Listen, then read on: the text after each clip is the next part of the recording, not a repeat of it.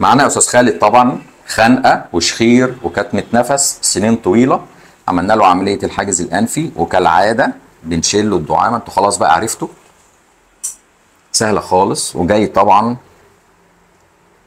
خلصنا. ازيك يا استاذ خالد؟ بخير الحمد لله. خد نفسك، نفس من مناخيرك وقول لي اخبارك ايه. انا مش عايز اكتر من كده. لا زي الفل. ها؟ يعني بدون مجامله طبعا في شويه افرازات هنا.